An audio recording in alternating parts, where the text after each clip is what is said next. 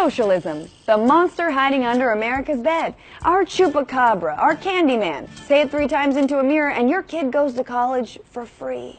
Americans are so used to demonizing socialism that most don't really know what it is, or they're shy to admit that they're curious about it. Like how most adults are afraid to watch the Twilight series because what if they discover they're totally on Team Edward? But thanks to a 76-year-old self-described democratic socialist and now a whole host of candidates running openly as socialists, maybe it's time to understand it. We're looking at some of the biggest myths told about the S word. Hit it, Kate! We've all heard socialism described by the right. You wait in lines for hours, you eat what little nutrients are available, and everyone wears the same thing. Why does socialism sound a lot like Disneyland? Socialism is a favorite straw man of the right, used to disparage any candidate that mentions anything that resembles something like generosity, whether it's Barack Obama or Bernie Sanders. And instead of including socialist voices on television to clarify, they actually have segments like this. I got to go to the liberal panel. It's got to be tough for you to look at your candidates and see how boring and stiff they are. They're stiffer than you. Well, they are. Well, thanks a lot. But they did talk about policy, unlike the Republican debates, and it's not socialism. It's capitalism. It's democratic socialism within a capitalist society. You want to talk about giving stuff away? Yeah. It's giving stuff. What Republicans do is give stuff to the top 1%. Is Social Security socialism? Medicare socialism? Yes. Medicaid socialism? Yes. You want to take all that away? I do. I want to take all of it away. See how that stupid works panel. in the campaign. I want to take it all away. I don't want the government taking my money. I can spend it better than they can, and I can't believe I'm yelling at you again. Oh my God. Greg Gutfeld just lost an argument to an animatronic gag he scripted to make himself look smarter. That's like getting your ass kicked by a punching bag. Seriously though, there are many different definitions of socialism depending on who you ask. And just because a country has socialist policies doesn't mean it's a socialist country. There are degrees of socialism. So let's just start out with a safe Wikipedia description. Socialism is a range of economic and social systems characterized by social ownership and democratic control of the means of production. That sounds pretty harmless, and yet, of course, that's what a collectively edited, non-profit, free encyclopedia would say, and look how that turned out. Oh, pretty good. You can think about socialism as democracy for the economy, an economy that takes planning and forethought, and doesn't just leave wealth distribution to the invisible hand of the market, which, in case you were wondering, looks like this for the 99% of us. And yet, instead of having an honest conversation about what a more democratic economy could look like in a country with the worst income inequality since before the Great Depression, we hear this. Listen up, all you Bernie Sanders supporters. We'll say it again. Socialism doesn't work. Socialism keeps failing. This is Socialism 101. We've seen it fail over and over again. It's failing now because of problems inherent to socialism. Myth number 1. Socialism's been attempted and failed. But has it truly? Critics point to examples of leaders who took a twisted version of Marxism and implemented it to the extreme, like Pol Pot of Cambodia or Stalin's Soviet Union. But those are better examples of totalitarianism than anything else. As Noam Chomsky, linguist and man who lost award for most desirable lefty grandpa to a younger, hotter Jew, put it, the Soviet Union wasn't actually socialist. He says Russia called itself that to trick those sympathetic to socialism, and the U.S. did the same to make people more afraid of socialism. The core notion of, at least traditional socialism, is that what you mentioned, that working people have to be in control of production. The Soviet Union is the exact opposite of that.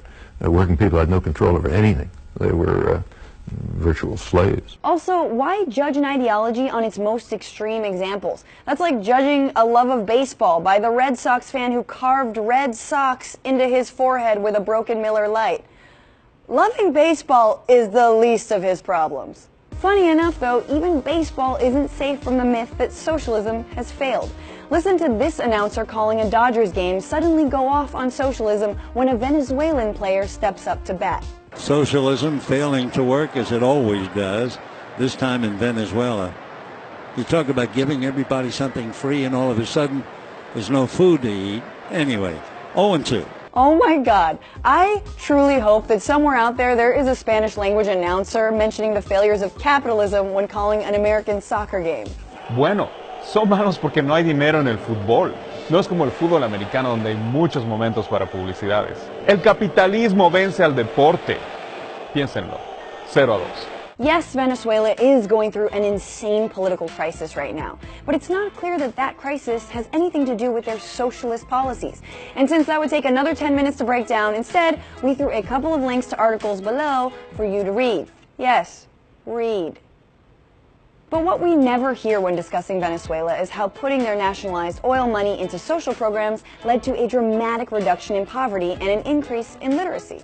And how about Cuba? Has socialism failed there?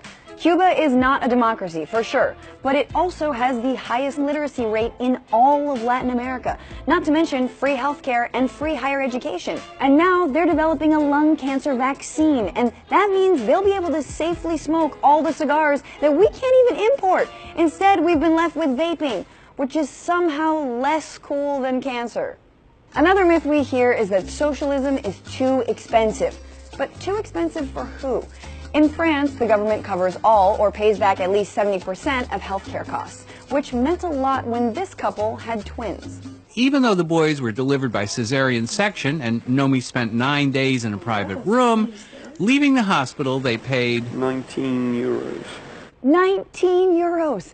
Coincidentally, the dollar price of an Uber ride to the ER in the US to avoid going into debt over an ambulance ride. Compare that French experience to an American couple who went bankrupt after also having twins who were premature. It was $2.2 million. Oh, we lost everything. We paid every bill we could. We sold everything we could. We sold our car. We sold our furniture. We sold our clothing. We liquidated our 401ks. We sold everything. Jesus. But you might be thinking, well, France spends more money on healthcare, and you would be wrong. France spends 11% of its GDP, and the U.S. spends 17.2% of our GDP on healthcare.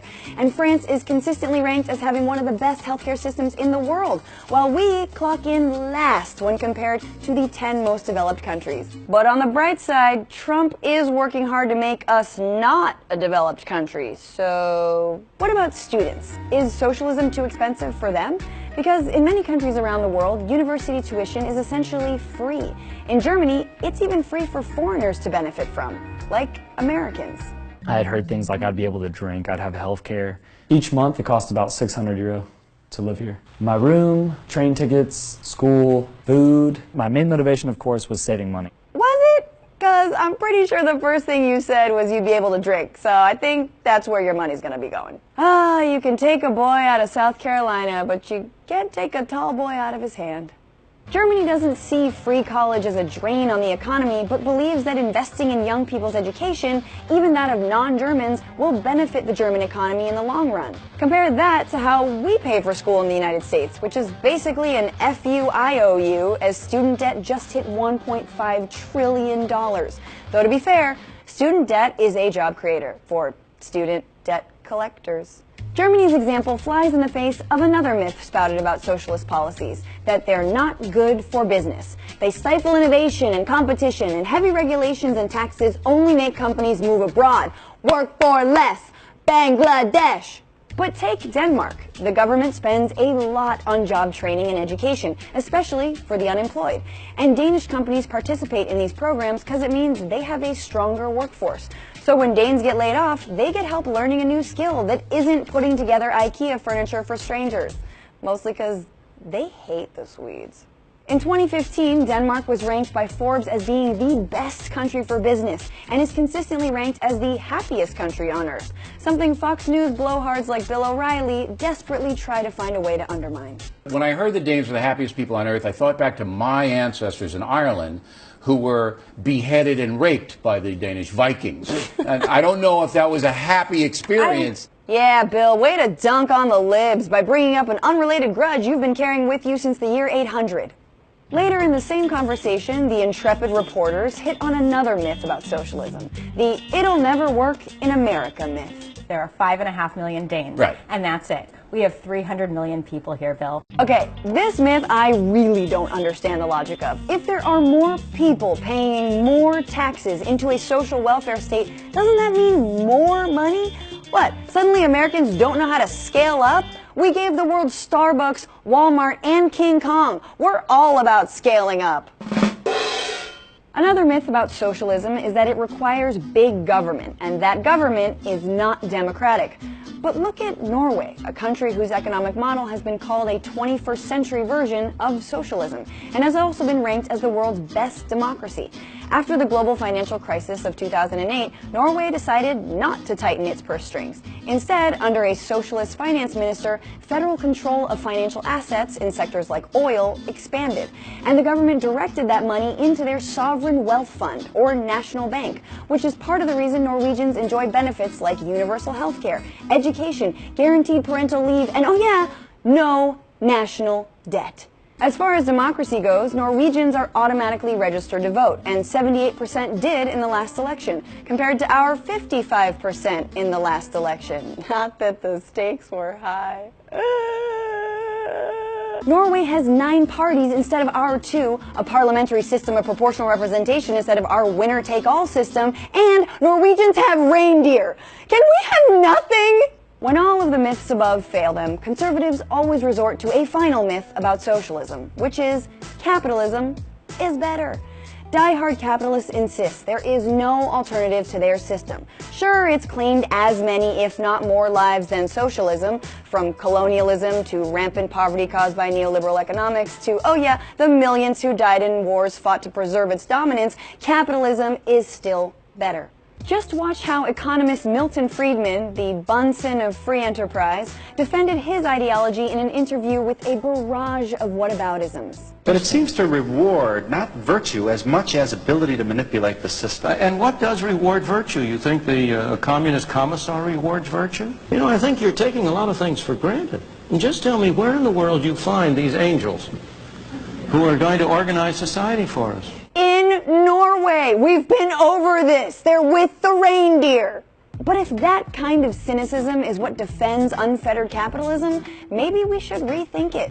But listen, I am happy to be proven wrong, which is why I'm going to consult my conservative panel.